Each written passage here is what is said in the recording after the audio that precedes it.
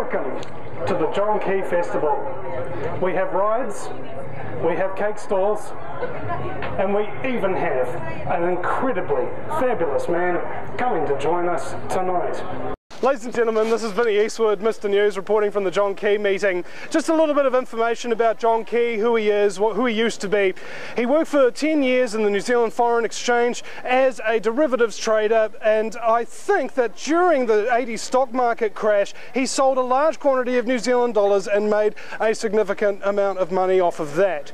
In 1995, he then started to work for Merrill Lynch in Singapore, Ireland, and in London.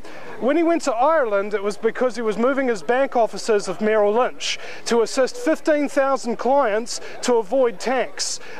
Ireland at the time was offering a 10% flat tax rate on financial trading, so long as they moved their back offices into that particular area. The unfortunate thing is, when he got out of Ireland, the entire economy collapsed behind him. And incredibly, the New Zealand public has no knowledge of this. They have no knowledge that John Key in 1999 was invited by the Federal Reserve Bank of New York Foreign Exchange Advisory Board, an incredibly elite financial institution in the heart of Wall Street. He worked there for 2 years and took management studies at Harvard University twice. When he returned home, he bought a house. He had it built in Parnell. He's currently the MP of Helensville, and yet he lives in Parnell in a $5 million mansion, which he calls, wait for it, the house that Merrill built.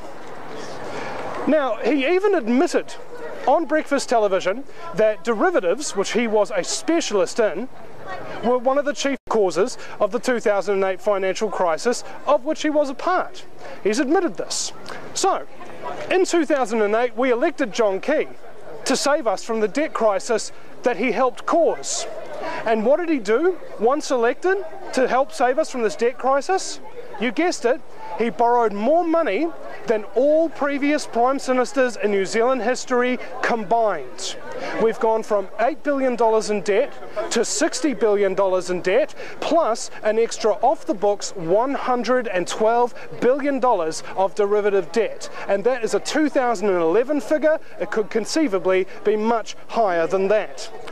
John Key has a number of blind trusts that he put a lot of his wealth in after, of course, leaving Ireland.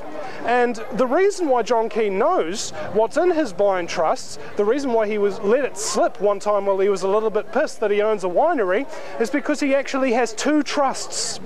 One blind and one not so blind, that mirrors the other one. So, when we're talking about John Key, it is imperative to remember he is not a New Zealand Prime Minister at his heart and at his core. He is a Wall Street banker at his heart and his core, and the New Zealand Prime Minister is simply his current job title that he has on his desk.